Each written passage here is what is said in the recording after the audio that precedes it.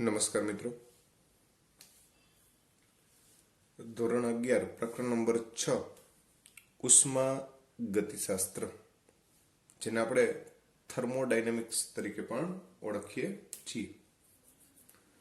હવે મિત્રો, આ પ્રકરણની અંદર આપણે વાસ્તવમાં રાસાયણિક ઉષ્મા ગતિશાસ્ત્ર અંગે ચર્ચા કરવાના છીએ.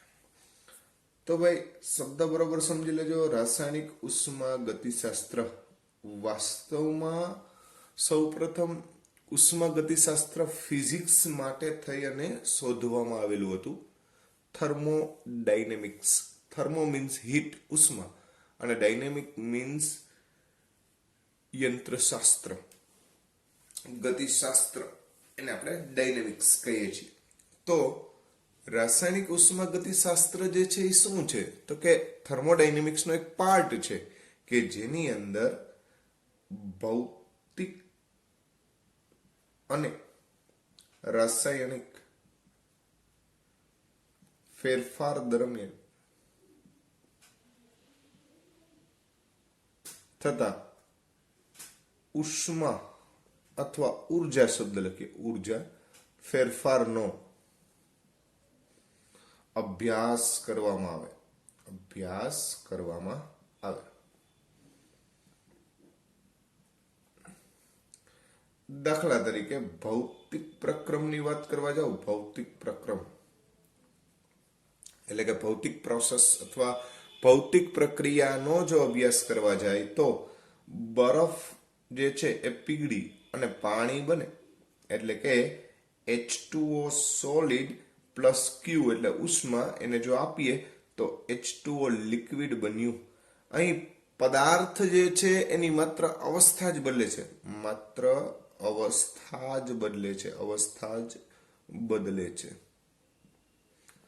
પદાર્થ બદલતો નથી. તો આ પ્રકારના પ્રક્રમ ભૌતિક પ્રક્રમ કહેવાય. આ જ રીતના H2O liquid tends to H2O gas બનશે તો ત્યારે પણ ઉષ્માનો જે ફેરફાર છે એને જ ધ્યાનમાં લેવામાં આવે. ઉલટું પણ શક્ય છે, H2O લિક્વિડમાંથી H2O સોલિડ બને, એ પણ ઘટના તમે સમજાવી શકો. આ પ્રત્યેક ઘટના કે જ્યાં ઉષ્મા ફેરફાર રહેલો છે, કોણ રહેલું છે ભાઈ? ઉષ્મા ફેરફાર, તેને ઉષ્મા ગતિશાસ્ત્રમાં ધ્યાને લેવામાં આવે. બરાબર છે. અને ખાસ કરીને આપણે રાસાયણિક ઉષ્મા ગતિશાસ્ત્રની વાત કરી રહ્યા છીએ, એટલે કે કેમિકલી જે કંઈ પણ ઉષ્માઓનો ફેરફાર થઈ રહ્યો છે એનો અભ્યાસ કરીએ છીએ. પ્રક્રિયા કોઈ પણ હોઈ શકે, એ પછી ભૌતિક હોય તો પણ આપણે વાંધો નથી, અને રાસાયણિક હોય તો પણ આપણને વાંધો નથી. એટલે ભૌતિક અથવા રાસાયણિક પ્રક્રિયાઓ જે છે એના સંદર્ભમાં આપણે ઉષ્મા ગતિશાસ્ત્ર ભણવા જઈ રહ્યા છીએ. બરાબર. ફિઝિક્સનું પણ ઉષ્મા ગતિશાસ્ત્ર આવે જ છે ભાઈ, એવું નથી કે ફિઝિક્સમાં ઉષ્મા ગતિશાસ્ત્ર નથી આવતું. આપણા કરતા પણ ચડિયાતું આવે એમ કહી શકાય. ઘણા બધા પણ ત્યાં મિકેનિકલ વર્ક જે છે એના ઉપર ફોકસ કરી અને એને સંદર્ભમાં ચર્ચા કરવામાં આવે, જ્યારે આપણે અહીંયા કેમિકલી જે કંઈ પણ પ્રોસેસ છે એને ધ્યાનમાં લઈને આપણે પ્રક્રિયાઓનો અભ્યાસ કરીએ છીએ. તો કેટલીક મર્યાદાઓ આપણી અહીંયા રહેશે. બરાબર છે. હવે બીજી એક પ્રક્રિયાનો વિચાર કરવા જઈએ. બહુ સિમ્પલ ઉદાહરણ દ્વારા આપણે સમજીએ એટલે તમને ખ્યાલ આવતો જાય કે ભાઈ ખરેખર આપણે અહીંયા શું કરવા જઈ રહ્યા છીએ. તો સમજો કે એક રાસાયણિક પ્રક્રિયાનું ઉદાહરણ લઈએ. રાસાયણિક પ્રક્રિયા. હવે હું એમ કહું કે HCl ના નિર્માણની પ્રક્રિયા વિચારો. તો તમે જાણો છો કે H2 વત્તા Cl2, H2 gaseous, Cl2 gaseous tends to 2HCl gaseous. આપણે આ સિમ્પલ પ્રક્રિયા વિચારીએ.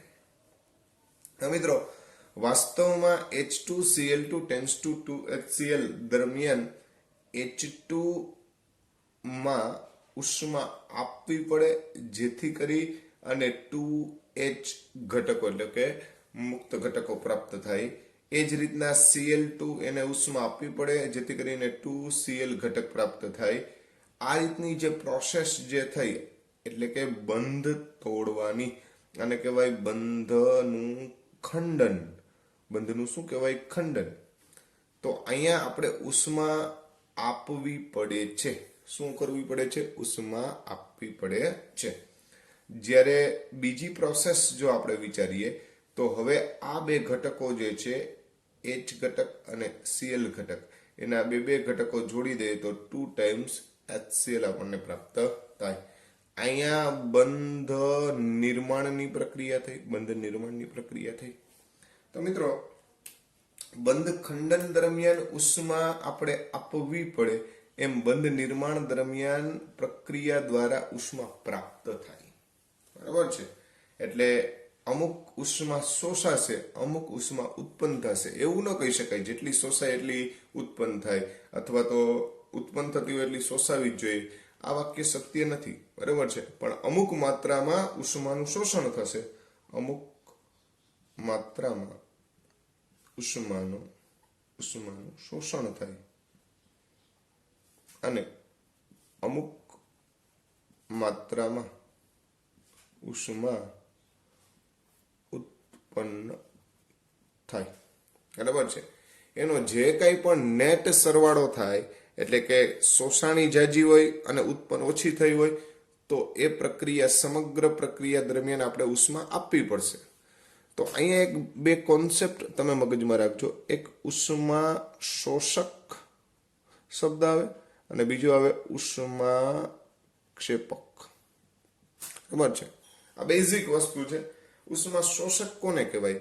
તો કે જે પ્રક્રિયા દરમિયાન આપણે ઉષ્મા આપવી પડે. વી એડ હીટ. બરાબર છે? આપણે એને ઉષ્મા આપીએ એને ઉષ્મા શોષક કહેવાય. અને જે પ્રક્રિયા દ્વારા ઉષ્મા ઉત્પન્ન થાય, બરાબર છે, તો એને આપણે કહેશું ઉષ્મા ક્ષેપક. ઉષ્મા શોષકમાં Q નું મૂલ્ય હંમેશા ધન પોઝિટિવ લખવામાં આવે, અહીંયા પોઝિટિવ લખવામાં આવે અને અહીંયા ક્ષેપક દરમિયાન ઉષ્મા ઉત્પન્ન થાય એટલે ઉષ્માનું મૂલ્ય જે છે એ અહીંયા આપણે નેગેટિવ બતાવીએ છીએ. એનો અર્થ એવો થાય છે કે ઉષ્મા ઉત્પન્ન થાય છે.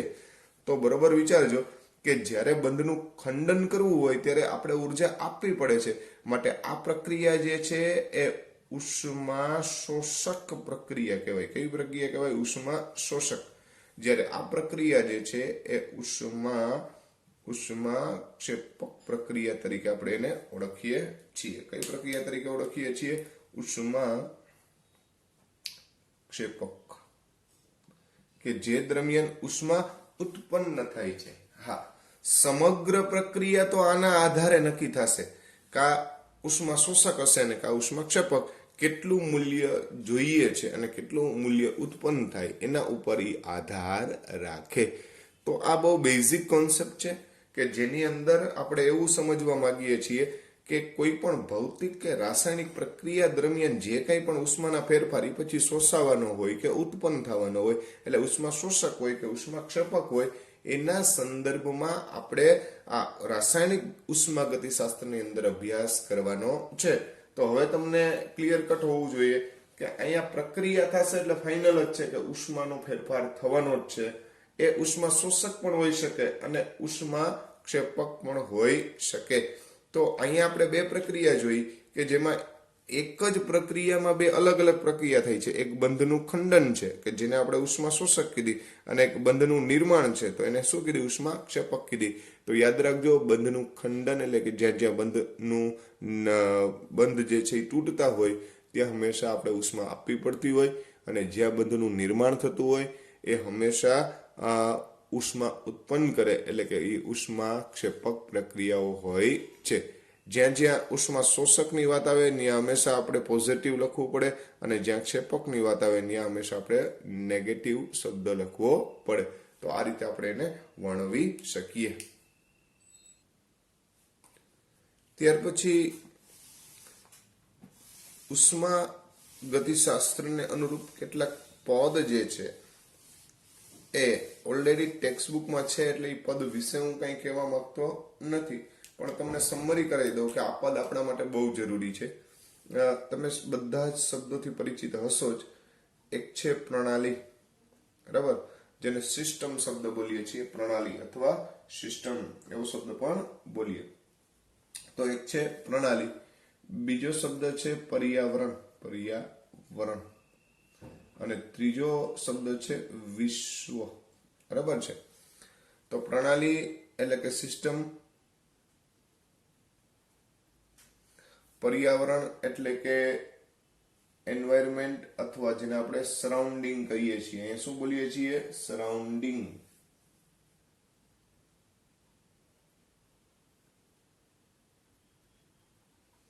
અને વિશ્વ, વિશ્વ બરાબર છે, એટલે કે યુનિવર્સ.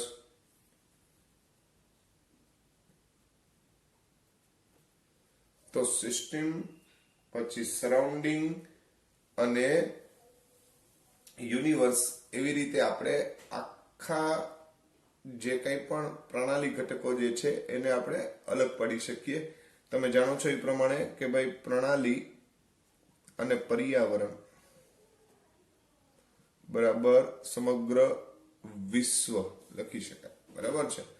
એટલે આખા વિશ્વના બે પાર્ટ પડ્યા છે, એક પ્રણાલી અને બીજું શું છે? પર્યાવરણ. પ્રણાલી એટલે જે ભાગમાં પ્રક્રિયા થતી હોય તે, બરાબર છે, અને તેના સિવાયનો ભાગ. બરાબર છે.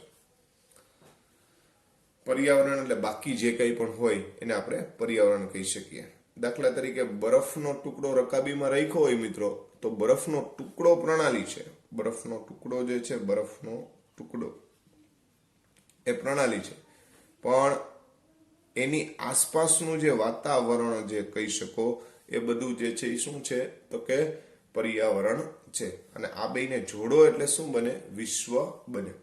તો આ શબ્દથી તમે ભલીભાંતિ પરિચિત છો. પછી પ્રણાલીના પ્રકાર જે છે એ પણ તમને ખબર છે. તો કે ભાઈ પ્રણાલી જે છે એના પ્રકાર જે છે, પ્રણાલીના પ્રકાર, પ્રણાલીના પ્રકાર આપ જાણો જ છો, એટલે એના વિશે આપણે કઈ બહુ ઝાઝી ચર્ચા કરવી નથી. બરાબર છે. ખુલ્લી પ્રણાલી, બંધ પ્રણાલી અને નિરાળી પ્રણાલી. ખુલ્લી પ્રણાલી, ખુલ્લી પ્રણાલી, બંધ પ્રણાલી અને નિરાળી પ્રણાલી, નિરાળી પ્રણાલી. બરાબર. ખુલ્લી પ્રણાલી કોને કહેવાય? તો કે જેમાં ઉષ્મા, ઉષ્મા અને દ્રવ્ય બંનેની આપ-લે થાય, આવે ખરા અને જાય ખરા. બરાબર છે. બંધ પ્રણાલીમાં માત્ર ઉષ્મા જે છે એનું આવન જાવન શક્ય બને, દ્રવ્ય બહાર જઈ શકે નહીં, કેમ કે ક્લોઝડ છે, બંધ છે. અને નિરાળી પ્રણાલી એટલે એવી પ્રણાલી કે જેમાં ઉષ્મા કે દ્રવ્ય એક પણ આવી ન શકે અને જઈ પણ ન શકે, કાંઈ થઈ શકે નહીં. તો એને કહેવામાં આવે નિરાળી પ્રણાલી. સામાન્ય રીતે ઉચ્ચ કક્ષાનો થર્મોસ ફ્લાસ્ક એ આનું ઉદાહરણ લઈ શકાય. બંધ બોટલમાં ભરેલું પ્રવાહી જે છે, અથવા તો બંધ બોટલની અંદર જે ગરમ પ્રવાહી ભર્યું હોય, સામાન્ય બંધ બોટલ, તો એને કેવું કહેવાય? બંધ પ્રણાલી. ને ખુલ્લી પ્રણાલી એટલે આપણો બરફનો ટુકડા વાળું ઉદાહરણ લઈ શકો, અથવા તો બર્નરની જ્યોતનું ઉદાહરણ લઈ શકો. આ બધા ઉદાહરણો જે છે એ ખુલ્લી પ્રણાલી તરીકે વર્તે છે. તો આવા કેટલાક પદો જે છે એ આપણી ટેક્સ્ટબુકમાં બહુ સારી રીતે સમજાવેલા છે. ત્યાર પછીની જો વાત કરવા જઈએ મિત્રો, તો આપણે પ્રક્રમ જે છે એ અને એના પ્રકાર વિશે થોડીક વાત કરવી છે. પ્રક્રમ કે જેને પ્રોસેસ પણ કહેવાય. તો અહીંયા આપણે પ્રક્રિયાની જગ્યાએ એક શબ્દ છે ને પ્રક્રમ વાપરવામાં આવે છે. શું વાપરવામાં આવે છે? પ્રક્રમ. પ્રક્રમ. તો એના અંગે ચર્ચા કરીએ. તો પ્રક્રમ શું છે? પ્રક્રમ, પ્રક્રમ અથવા પ્રોસેસ જેને કહેવાય. શું કહેવાય? પ્રોસેસ. તો પ્રક્રમ એટલે કે પ્રક્રિયા. ખરેખર જોવા જાવ તો પ્રણાલીનું એક અવસ્થામાંથી બીજી અવસ્થામાં થતા રૂપાંતરણને શું કહેવાય? પ્રક્રમ કહેવામાં આવે છે.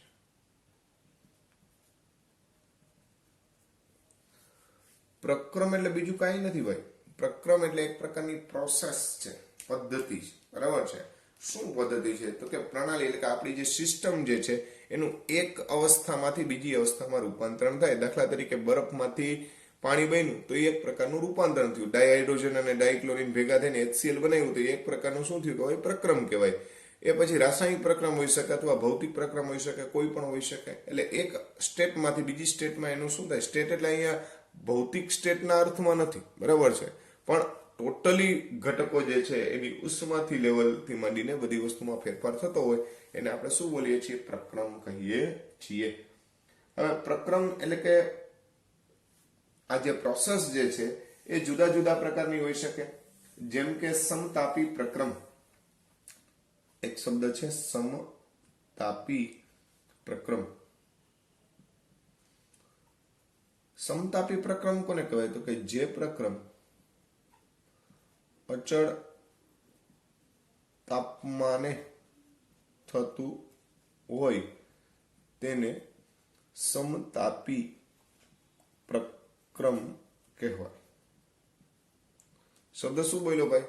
જે પ્રક્રમ જે છે એ અચળ તાપમાને થતું હોય એટલે કે આ પ્રક્રમ દરમિયાન પ્રણાલીનું તાપમાન સમાન જળવાઈ રહે, બરાબર છે. આ તાપમાન અચળ જાળવવા કાં તો પ્રણાલી શું કરે? તો કે કાં તો પ્રણાલી પર્યાવરણમાંથી ઉષ્મા મેળવે અથવા ઉષ્મા ગુમાવે, જેથી પ્રણાલીનું તાપમાન અચળ રહે. હવે શબ્દ બરાબર સમજો કે ભાઈ આપણે તાપમાન જે છે એ અચળ રાખવું છે. એટલે માની લો કે પ્રક્રિયા દરમિયાન થોડી ઘણી ઉષ્મા જે છે એનો ફેરફાર થાય કે જેના કારણે થઈ અને તાપમાન ઘટતું હોય તો પ્રણાલી એડજસ્ટ કરવા માટે શું કરશે? તો કે વાતાવરણમાંથી એટલું તાપમાન મેળવી લેશે. અને થોડું ઘણું તાપમાન જે છે એ વધી જતું હોય તો એટલી ઉષ્મા શું કરે? તો કે એ ગુમાવી દે. તો ઉષ્માના આધારે તાપમાનને એડજસ્ટ કરવાનો પ્રયત્ન કરે, જેથી કરીને સમગ્ર ઘટનામાં તાપમાન કેવું રહે? અચળ રહે છે. હવે એક સાથે સાથે અહીંયા એ વસ્તુ પણ ધ્યાન રાખજો, જો સમતાપી પ્રક્રમ હોય તો સ્વાભાવિક છે કે ઉષ્મા જે છે એનો વિનિમય થવો જોઈએ, બરાબર છે. તો આપણે એવો શબ્દ બોલી શકીએ કે સમતાપી પ્રક્રમ દરમિયાન દિવાલ જે છે, દિવાલ એટલે કોની દિવાલ? તો કે જે કન્ટેનર હોય એની, બરાબર છે, એટલે પાત્રની દિવાલ ટૂંકમાં કહીએ તો દરમિયાન પાત્રની દિવાલ વાહક હોવી જોઈએ. કેવી હોવી જોઈએ ભાઈ? વાહક હોવી જોઈએ. આવી દિવાલને ડાયાથર્મિક દિવાલ કહેવાય. આવી દિવાલને કેવી કહેવાય? તો કે ભાઈ ડાયાથર્મિક એટલે ગુજરાતીમાં આપણે શબ્દ બોલીએ તો ઉષ્ણતા વાહક દિવાલ હોવી જોઈએ. તો જ ટૂંકમાં સમતાપી પ્રક્રમ જળવાઈ રહે. ખ્યાલ આવે છે ભાઈ? તાપમાન અચળ રાખવાનું છે પણ ઉષ્માનો વિનિમય ચાલુ રાખવાનો છે. એટલે ઉષ્મા ઘટે તો એટલી લઈ લેવામાં આવે અને વધે તો એટલી દઈ દેવામાં આવે, જેથી કરી અને એડજસ્ટ રહે તાપમાન. તો આ રીતે તમે સમતાપી પ્રક્રમ જે છે એ વર્ણવી શકો. ત્યાર પછીનો મુદ્દો જે છે એને ધ્યાનમાં લઈએ. સમોષ્મી પ્રક્રમ, બીજો શબ્દ આવે છે સમોષ્મી પ્રક્રમ. તો સમતાપી ની જેમ બીજો શબ્દ આવશે સમોષ્મી પ્રક્રમ. આ સમોષ્મી પ્રક્રમ જે છે એને આપણે એડિયાબેટિક પ્રોસેસ એવો શબ્દ પણ કહીએ. અને સમતાપી જે છે એને આઇસોથર્મિક કહેવાય, આઇસોથર્મલ. અને આ જે છે એ એડિયાબેટિક.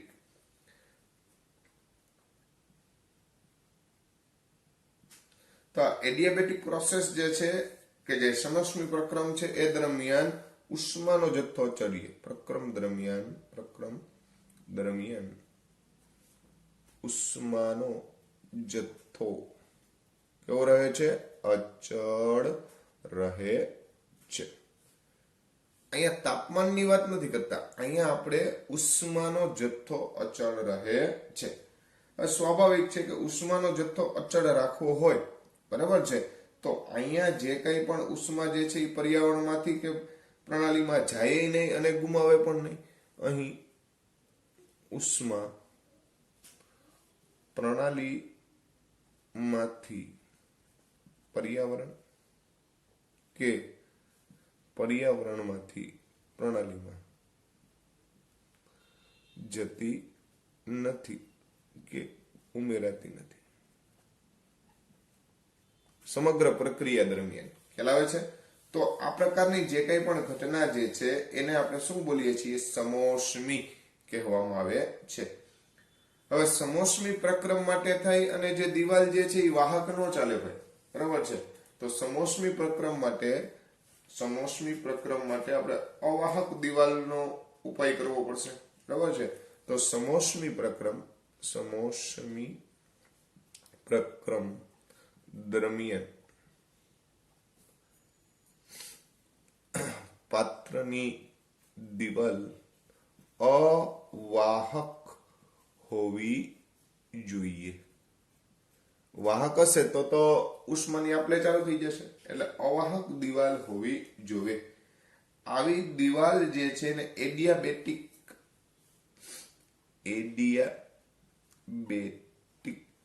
એટલે કે અવાહક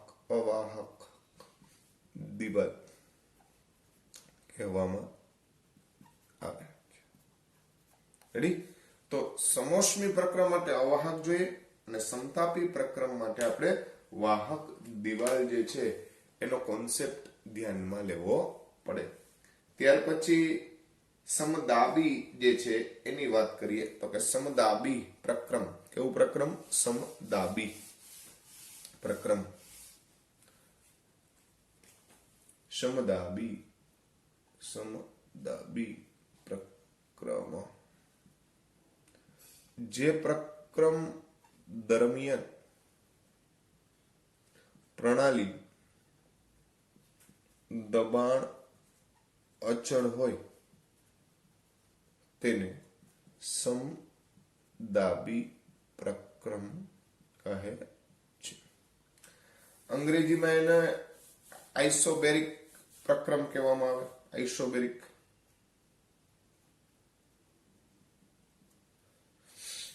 અને છેલ્લું પ્રક્રમ જે છે એ છે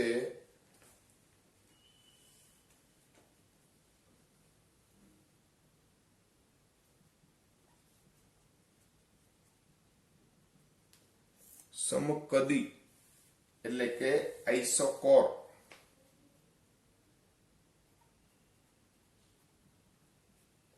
તો આ પ્રકારનું જે સમકદી પ્રક્રમ છે એ દરમિયાન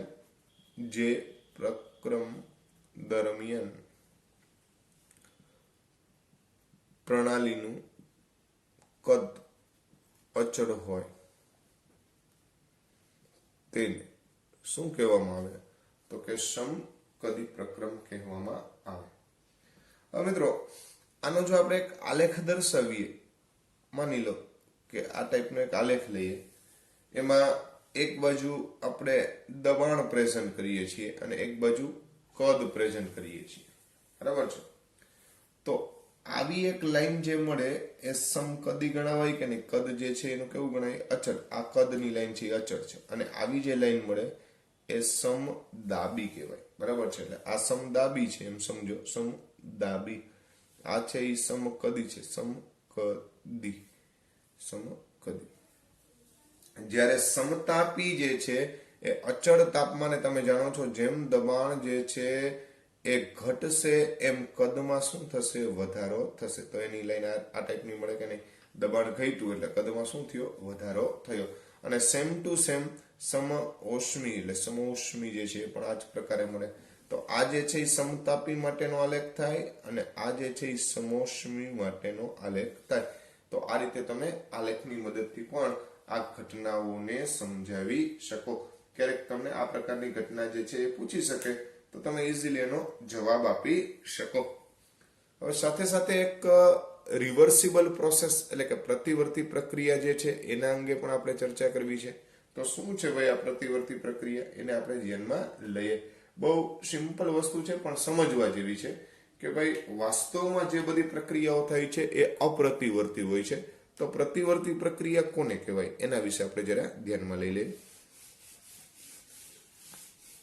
પ્રતિવર્તી પ્રક્રિયા, પ્રતિવર્તી પ્રક્રિયા, પ્રતિવર્તી પ્રક્રિયા.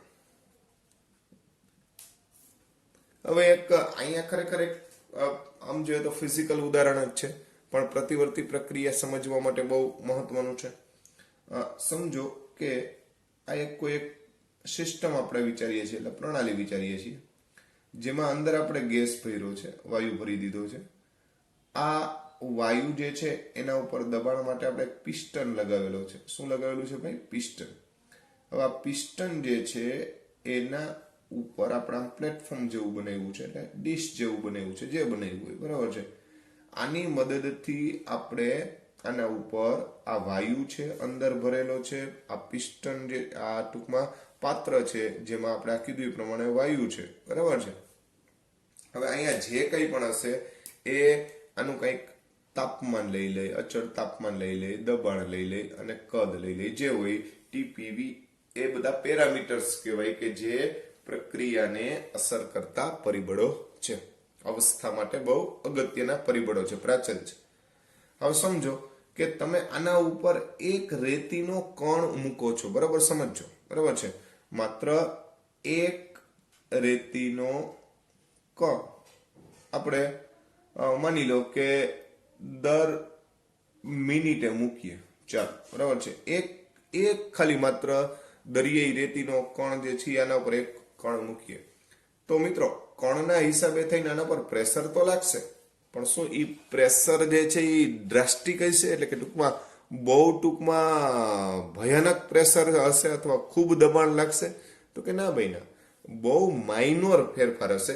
એટલે અહીંયા પ્રેશરમાં ફેરફાર થાય પણ કેટલો? ડીપી જેટલો, એટલે બહુ સૂક્ષ્મ ફેરફાર થાય, જેના કારણે થઈને કદમાં ફેરફાર થાય પણ કેટલો? તો કે કદ જે છે પ્રેશર વધ્યું, દબાણ વધે એમ કદ શું થાય? ઘટે, બરાબર છે. તો એમાં ડીવી જેટલો ફેરફાર થાય. ખ્યાલ આવે છે? તો આવા જે ચેન્જીસ જે છે, આવા જે ચેન્જીસ જે છે એ અતિ માઇનોર છે, સૂક્ષ્મ છે. તો આવા જે કંઈ પણ ફેરફાર થતા હોય એને પ્રણાલી જે છે એ શું કરી શકે? તો કે દરેક તબક્કે સંતુલન કરી શકે. આવા સૂક્ષ્મ ફેરફાર પ્રણાલી વડે શું થઈ શકે? તો કે સંતુલિત થઈ શકે, એડજસ્ટ થઈ શકે એવા છે ભાઈ, બરાબર છે. એટલા માટે થઈને આપણે આને હવે આમાં તમે ધીમે ધીમે એક એક કણ મૂકતા જાઓ, બરાબર છે. પણ દરેક વખતે એક એક કણ મૂકો છો એટલે પ્રેશર જે છે એ વધતું જશે અને કદ જે છે એ શું થતું જશે? ઘટતું જશે. પણ ફેરફાર બહુ માઇનોર છે, એટલે પ્રણાલી જે છે એ એના આ તમામ ઘટકો જે છે એને ફરીથી પાછા સંતુલિત અવસ્થામાં લઈ આવશે. આપણે એમ નથી કહેતા કે ઘટશે નહીં કે વધશે નહીં, એમ નથી કહેતા, બરાબર છે. પણ દરેક સૂક્ષ્મ તબક્કે ફેરફાર છે. કેવા છે? દરેક સૂક્ષ્મ તબક્કે ફેરફાર છે. અને આવા ફેરફાર જે છે કે જે અતિ ધીમા ફેરફાર હોય, શબ્દ સાંભળજો, અતિ ધીમા ફેરફાર થતા હોય, જેથી પ્રણાલીના પ્રત્યેક તબક્કે શું સ્થપાયેલું હોય? સંતુલન સ્થપાયેલ હોય. તો તેવા પ્રક્રમને શું કહેવાય? તો કે ભાઈ પ્રતિવર્તી પ્રક્રમ કહેવાય. આ એટલા માટે વાત થઈ કે હવે આપણે અહીંયા માની લ્યો કે અહીંયા આપણે કણ જે છે એ માની લ્યો કે 1000 જેટલા કણ જે છે એ ધીમે ધીમે એડ કર્યા, એટલે 1000 કણનું કંઈક તો ટૂંકમાં એને વેઇટ લાગતું જ હોય. પણ ધીમી પ્રોસેસ હતી, એટલે ફેરફાર અતિ સૂક્ષ્મ તબક્કે થયો હતો. એટલે પ્રણાલી અને પર્યાવરણ વચ્ચે આ બંને જે કંઈ પણ ઘટના જે છે એમાં સંતુલન સ્થપાયેલું રહે. પણ હવે ઊંધું કરીએ, માની લો કે એક એક કણ જે છે એ રિલીઝ કરતા જાય, એટલે કે ફરીથી પાછા આપણે ઉપાડતા જઈએ તો સ્વાભાવિક છે કે જેવું ઉપાડશો એટલે દબાણ શું થયું તો કે તમે ઘટાડ્યું, બરાબર છે, આટલું માઇનોર દબાણ ઘટાડ્યું તો કદ જે છે એ શું થશે તો કે માઇનોર કદ જે છે એમાં શું થશે, વધારો થશે, એટલે સૂક્ષ્મ ફેરફાર શબ્દ બોલીએ છીએ, બરાબર છે. આ તમામ ઘટના જે છે એ ફરીથી પાછી દરેક પદો વચ્ચે ફરીથી પાછું શું સ્થપાઈ જશે, સંતુલન સ્થપાઈ જશે. એટલે જે રીતે આપણે એના પર પ્રેશર ક્રિએટ કરી અને એક અવસ્થામાં લઈ ગયા હતા એ જ રીતે ફરીથી પાછું પ્રેશર રિલીઝ કરીને પણ એ જ મૂળ અવસ્થામાં લઈ આવી શકીએ. એટલા માટે આપણે એને રિવર્સિબલ અથવા પ્રતિવર્તી પ્રક્રમ તરીકે ઓળખીએ છીએ. પણ યાદ રાખજો કે આ પ્રકારના પ્રક્રમ થવા માટે ખૂબ જ લાંબો સમય લાગે, બરાબર છે. એટલે પ્રતિવર્તી પ્રક્રમ જે છે એ ઈઝી નથી ખરેખર જોવા જાવ તો. એટલે વાસ્તવમાં જે પ્રક્રમો જે થાય છે, વાસ્તવમાં થતા પ્રક્રમ એટલે પ્રોસેસ, પ્રક્રમ બધા જ અપ્રતિવર્તી છે. એટલે આપણે જે પ્રક્રિયાઓ ધ્યાનમાં લઈએ છીએ એ કોઈ પ્રતિવર્તી નથી, પણ એ બધા કેવા છે, અપ્રતિવર્તી પ્રકારના પ્રક્રમ છે. તો મિત્રો આજે બધી જે પ્રાથમિક ચર્ચાઓ જે છે એ કરી છે આપણે આ ઉષ્માગતિશાસ્ત્ર એટલે કે આપણું થર્મોડાયનેમિક્સ, કે જેમાં આપણે કેમિકલ થર્મોડાયનેમિક્સ ભણવાનું છે. આ વસ્તુ ભૂલાય નહીં, બરાબર છે. આમાં ફિઝિક્સ પણ આવે, પણ ફિઝિકલ જે થર્મોડાયનેમિક્સ છે એની આપણે કોઈ ચર્ચા કરતા નથી. તો આજે આપણે આટલું રાખીએ.